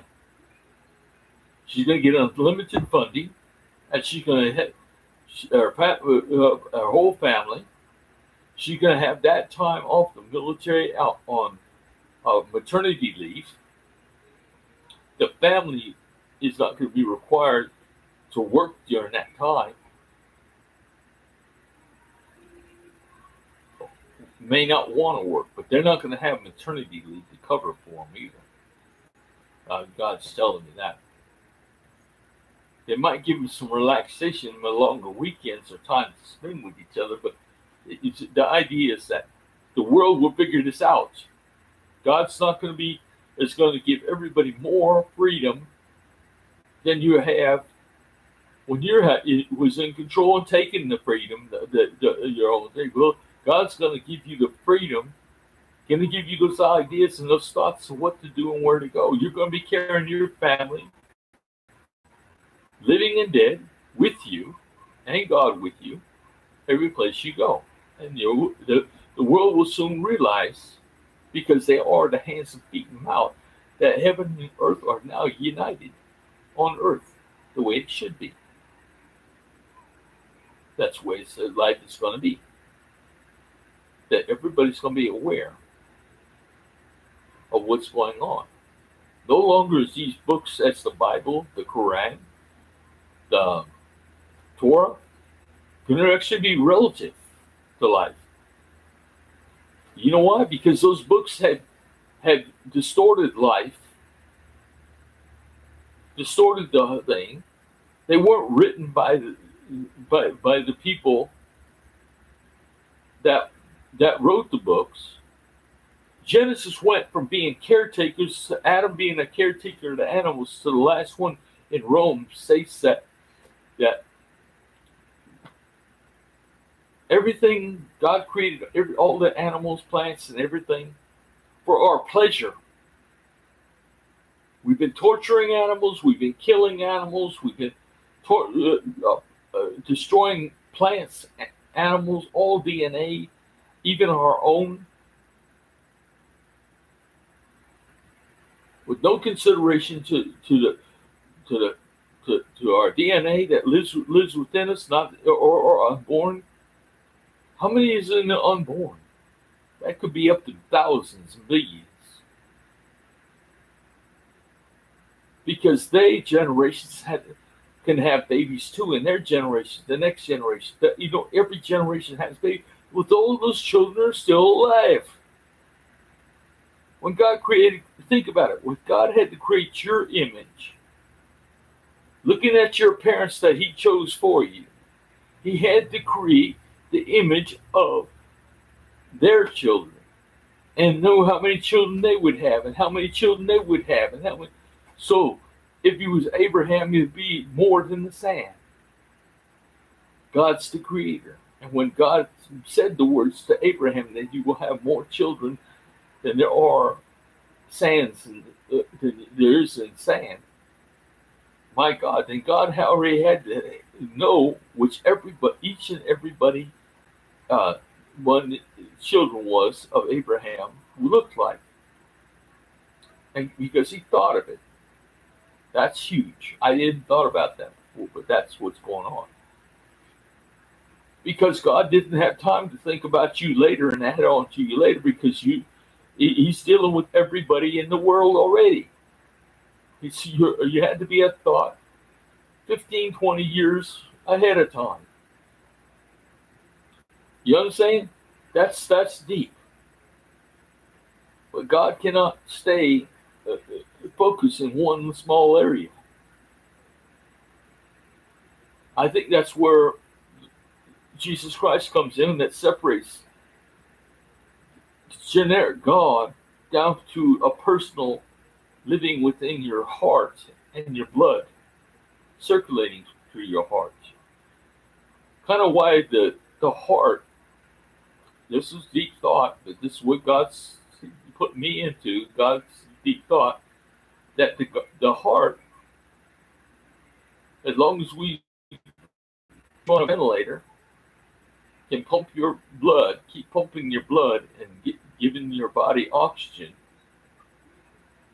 able to pick up the oxygen you need to keep on living through the ventilator, though your brain is dead.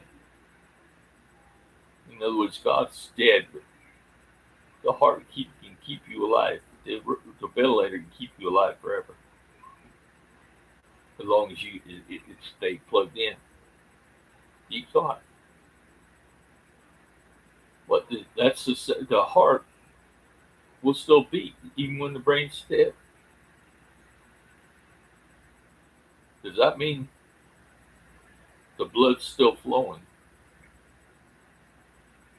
Not the heart's still beating. That means the blood's still flowing. Because that's the blood actually forces the heart to work. Well, no, it doesn't. It's the electrical charge. And the heart. Oh, it's getting deep, and they say me too deep to sit here and talk about it with you right now. But you know, the world needs to start thinking about things like this and talking about things like that.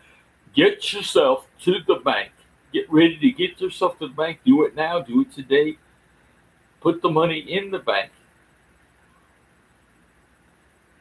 Directed to God's coin, and when I get the address to God's Living Ministry, it'll be the money funds will be immediately deposited in the one collective account.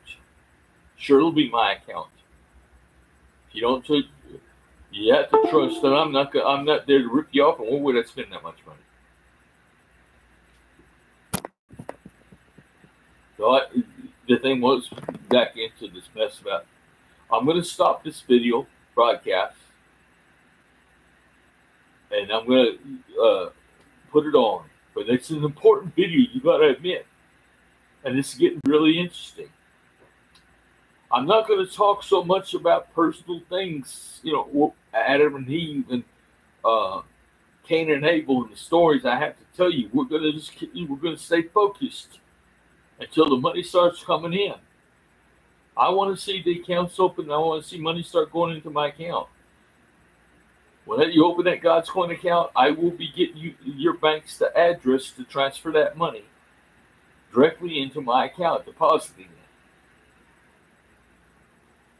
I'm still got to set up that whole banking situation. I have the checking account. I have the account number. I just have to go get it, and I have to publish it. And I'll do that in the next 2 videos. I'm busy right now. Trying to get I just come back from Iraq 2 days ago. From Jordan. And I got to go. I love you. I won't say I love you, but I don't even know you. I just know I love. I must love the world because I can't stand. That's right. You know, I just gotta say good night.